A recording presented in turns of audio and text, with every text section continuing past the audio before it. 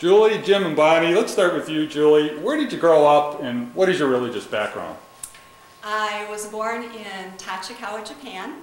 My father was in the Air Force, and we lived there until I just started school, and then I grew up in southwestern Michigan my whole life until I went to college in Grand Rapids.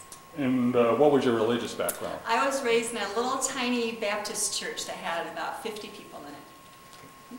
And I was born in Richmond, Virginia, and spent my whole life moving around many places in the East Coast. And my religious background was Baptist. My dad was a Baptist minister.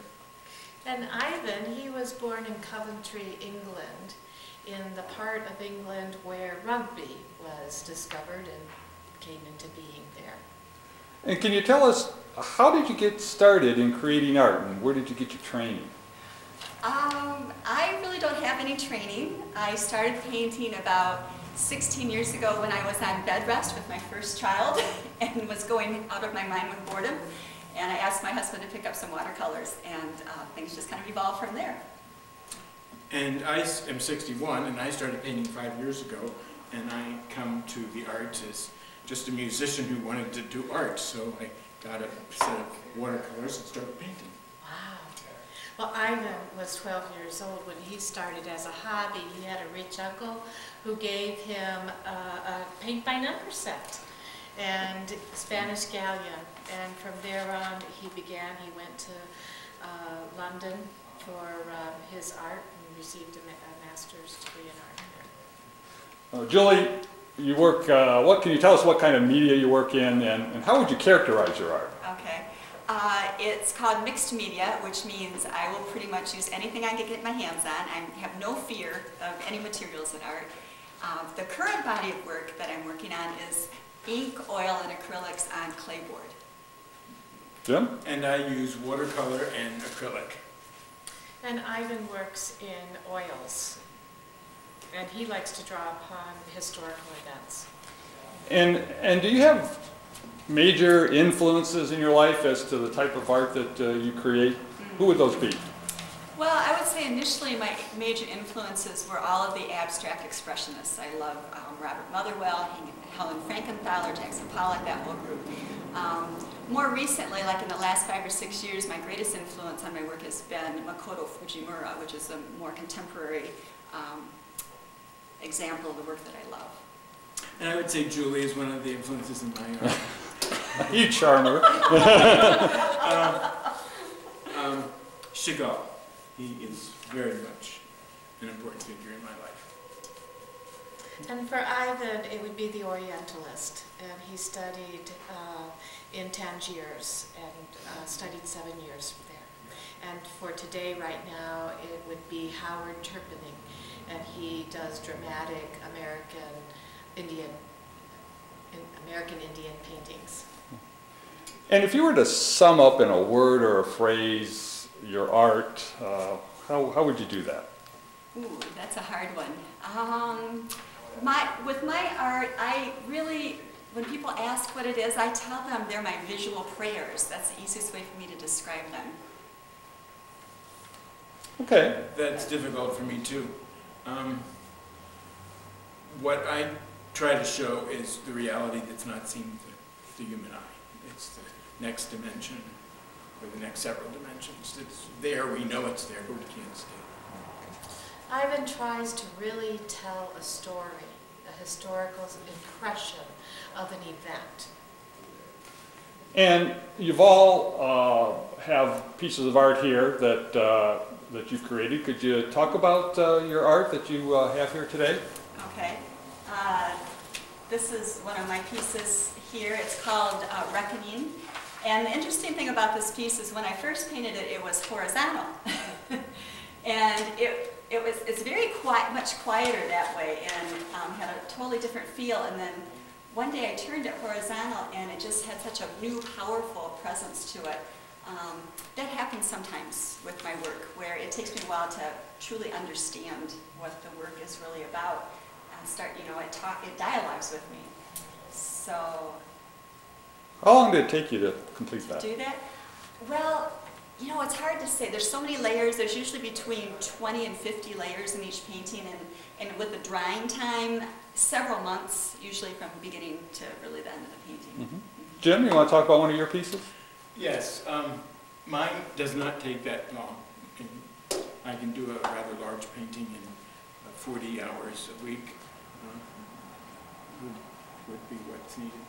This painting here, Music Going Crazy, that would have taken probably 6-7 hours. What I get into is putting a music score into the picture, and that just reminds me of the craziness that goes on in our universe that we don't know about. Music is happening. That, you know, you can get recordings from the NASA, you know, on the sounds of the universe. And I like that idea. Bonnie, you want to talk about Yes, Ivan's piece? Ivan's pieces are often usually quite large, like about 10 by 6. This is a lithograph of Ivan's, and it's featuring Vahid's feast.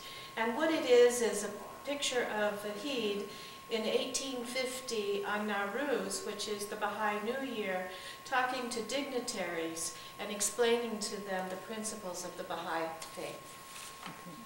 And all of your art seem to have expressions of spirituality. And how did you draw that relationship? When did that relationship come about? How did it come about for all of you? With mine, it was very sudden. I had been painting still lifes and landscapes actually up until about 8 years ago, and got to a point where that was not fulfilling anymore to me. And I was going through a period of real brokenness in my own personal life, and at one point just released the work to the Lord.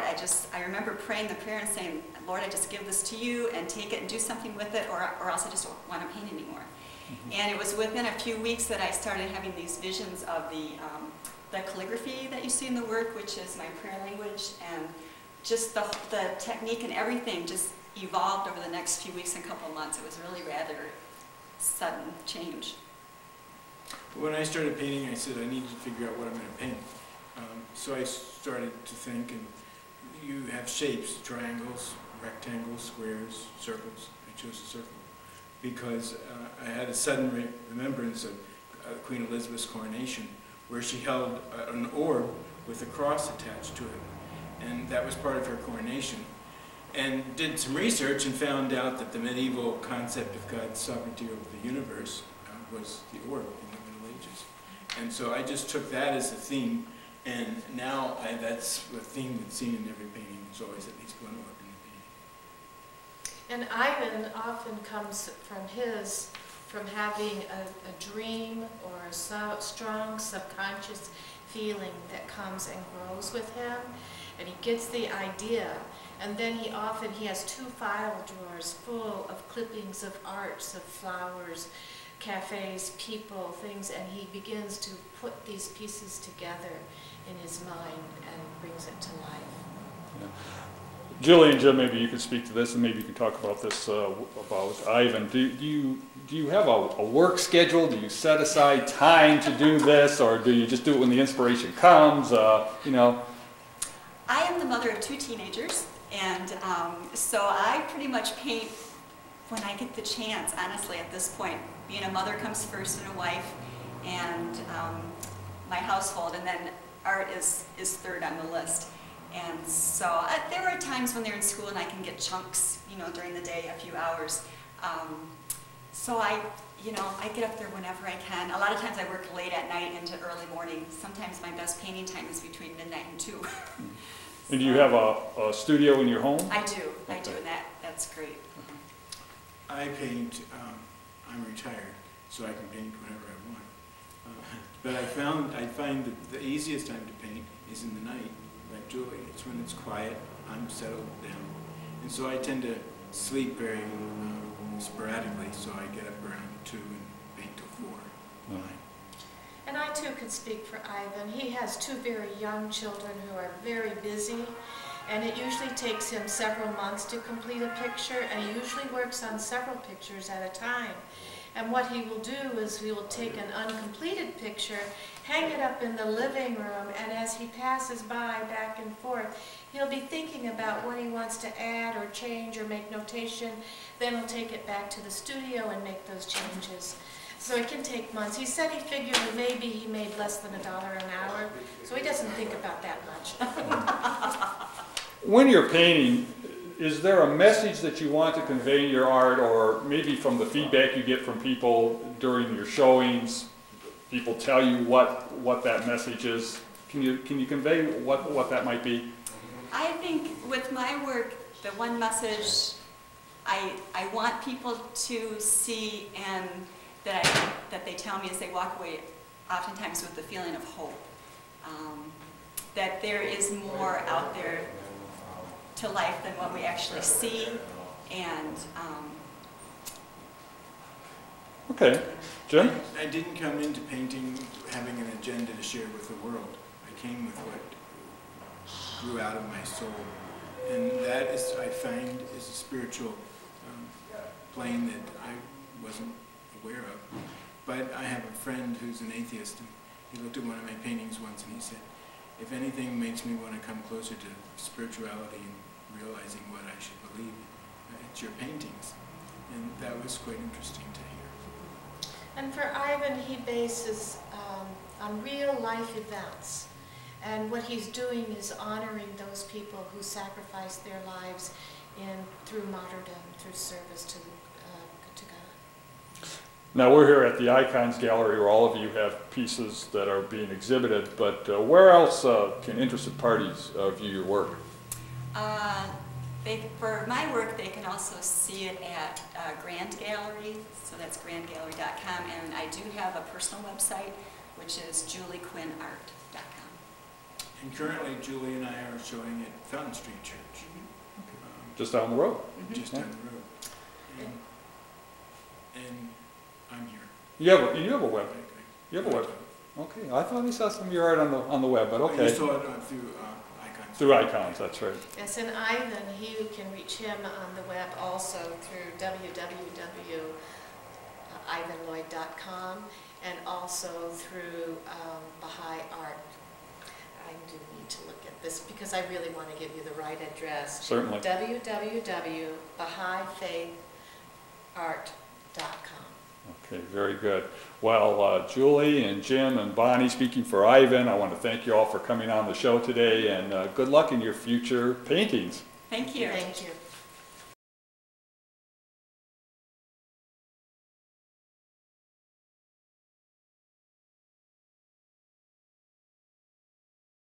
Chris, can you tell us what is the National Day of Prayer?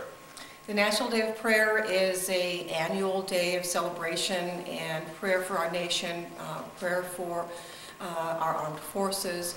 We've been doing it for many, many years. It started in like 1775. And we've had prayers for the Civil War, Revolutionary War, all the wars, the conflicts. And it wasn't until 1988, under a suggestion by Senator Strom Thurmond, proposed it to the Reagan administration, and it came into law as the first Thursday in May, and we've been doing it ever since. And I guess we have the first official declaration in Muskegon this year, is that true? Yes, we are. It's going to be wonderful. Our first resolution in Muskegon. Great. And then how did you become involved in this National Day of Prayer observance in Muskegon? Well, I actually started celebrating the National Day of Prayer when I was in the military after the 1988 resolution. And after I retired, I started working with urban ministry and interfaith organizations.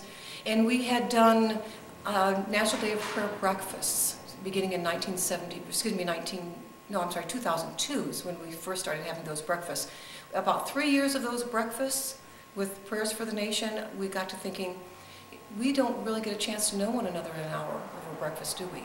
So we expanded that to an entire day, like a convention, an interfaith convention, and each year the faith changes and turns into a great dialogue. Now this year you're doing Bahai Christian conversations. Yes. How do you even begin to determine who's going to speak at one of these events? It changes every year, and there's a new team of committee members, planners. This year One of my dearest friends, Bonnie Cooper, is Bahai, and we got to talking about the Bahai faith about maybe 3 years ago. And at the time I was working on Buddhist Christian and then Hindu Christian, and then this year Bonnie and I decided to team up. And coming up with our speakers is not always easy. Actually this year the Bahai speaker was very easy, Dr. Robert Stockman. He's the director of Wilmette Institute in Chicago for Bahai Studies, and that was pretty easy. But the Christian side was very difficult this time because we needed, I wanted a woman because I want to balance the energies. Looking for a woman, a Christian woman, with a clue about Bahai. And it took us 8 months to find her. And that's Sister Carla May Streeter out of the, she's in St. Louis, and she's from the Aquinas Institute of Theology. So it wasn't easy to find her, but we always seem to find a complement every year, a man and a woman, to speak as for our scholar piece in the morning. Yeah. You mentioned a couple of the speakers that are going to be there at the event. Can you tell us about some of the other major speakers there and what they'll be talking about? Oh my goodness, there are so many people coming. Well, let's hit the highlights. Cast of 20. But the panel discussion is going to be lots of fun. We've got Chris Anderson from the ELCA. We've got Stephanie Reiner. She's a Christian scientist. Joe Winger, who is I believe he's from the White Lake Bahai community. And then we have Milani Smith. And she's she recently retired from, I believe it was Michigan State University. So, Chris, can you tell us a little bit about your religious background and how you made this transition or got interested in non-Christian based religions? Well, I wasn't raised with any particular denomination, but I'm an Air Force brat. We traveled around a lot, so I had a lot of exposure. And then I spent 2 years back in Michigan when my father retired, and then I joined the Air Force. So I had done a lot of traveling on my own. And I was exposed to a lot of cultures, many different religions. I hadn't really selected a particular religion to follow until I got married almost 20 years ago. My husband's Roman Catholic, so I decided to join the Catholic Church with him. Mm-hmm. And then how did this interest come about in these non-Christian based religions that are part of the events that you put on?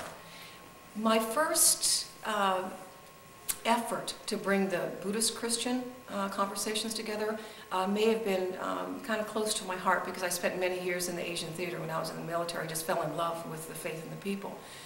And in February of 2002, I heard of a conflict or a riot right here in Grand Rapids at St. Adelbert's where they drove the monks down into the basement. Do you remember that? Mm-hmm.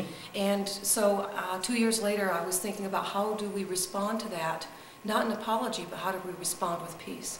And so that's how the Buddhist Christian conversations came about. The following year, I heard about difficulties in Troy with Padma Kupa from the Hindu faith, where the faith was uninvited to the National Day of Prayer celebrations. So I thought, well, let's respond to that. And and now the Bahai Christian conversation just was born out of friendship. Next year, I have friends in the the American Indian tradition that we'll be working together, and then following that is Sufi. I've met so many wonderful people in these interfaith circles, and I hope to be able to do this every year, and it just changes up, and we get new partners, new committee members. Sounds like you're planning ahead already for future events. A couple of years, is God willing, I'll still be around. Now this is the third year you've been involved in it. For the big ones. For the big ones. And what has been the reaction of the Muskegon community? I can't say that we're a hotbed of non-Christian based activity here. I would say probably 99% of the population or the attendees are pleased with what we're doing, but I have had some complaints and some people that maybe aren't as happy as I am about what's going on in the interfaith community. Well, it's more of a learning process for some than others, I would think. This year with the Bahai Christian conversation, what do you expect, what do you hope that the participants will learn from the event? I hope that they can see the beauty of the Bahai faith. If I keep telling my husband if I wasn't Catholic, I'd probably be Bahai, or I'm a closet Bahai. Then I could say I'm a closet Buddhist, or I'm a closet Hindu. I've enjoyed so many expressions of faith from so many different people. If we were to come together in the morning just to open our minds with the scholars, and then move into the afternoon to open your hearts to the expressions of faith and all the beauty that's around us, and in the evening maybe open our hands together. Mm-hmm. And we might even actually love our neighbor. Very well said. Are there similar events that are held elsewhere in the state of Michigan? Anybody picked up on what you're doing and trying to emulate that? Somewhat. Most of the events are, again, as we've started very small, with interfaith prayer breakfasts, or just prayer breakfasts for maybe the Judeo-Christian community. And they'll maybe have some flag raisings at the city halls or our township halls at noon, and then maybe in the evening they'll have a vigil for prayer. But nothing, as far as I know, and I've checked with the Pluralism Society, that there is nothing in the whole nation compared to this, an entire convention, a whole day dedicated towards understanding one another and being, and praying with one another. So they're just little snippets that are happening around the nation, whether it's see you at the poll, or maybe a short service in the evening, flag raising, those type of things. Now, you're not only going to have individual speakers, I think you're going to have a panel discussion at some point. Panel discussion. Yeah, what's that going to be about? And that's more of a question and answer, because when we have a full morning of speaking between Dr. Stockman and Dr. Streeter, the afternoon we invite complimentary panelists, and it's pretty much it's question and answer, because we have the Bahai faith within itself has some diversity, as well as the Christian faith. So we'll be sharing question and answer with the audience primarily. I think there'll be a lot of questions to be asked. In the next installment of the show, we're going to be talking to some artists that are linking their artwork to the Bahai Christian Conversations event. How did that all come about? Well, we did the same thing with the Buddhist Christian and the Hindu Christian, where we found artists from both faith communities, and these are just beautiful expressions. They're divine expressions that come from within, and we're just taking a look at another lens. And it's just, we've got quite a, you'll see that Ivan Lloyd does a lot of intricate Persian calligraphy, very intricate work. And then Julie Quinn, where her expressions are prayer. And then the Orb Man, Jim Fissel. So typically we'll have one Christian artist and then one artist from another faith. But Julie and Jim's work goes so well together. It's like trying to, separate peanut butter and jelly. They're just beautiful together, and they complement Ivan's work because they're all divinely inspired, but a little different. And then can you tell us about the event that's going to take place prior to the Bahai Christian Conversations? Oh, the art gallery. Yeah, the art gallery. Yes. Oh, that's lots of fun. That'll be on the 1st of April. We'll have an artist reception at Muskegon Community College at the library, the Hedrick Meyer Library, from 6 until 8. You'll have a chance to meet Julie and Jim. Ivan won't be able to join us. He's in Tucson. But we'll have a chance to take a look at all the pieces together. I imagine there's probably going to be between maybe 45 and 50 pieces to enjoy. Now those pieces will be on display at the college the entire month of April, so you can come by and see them anytime.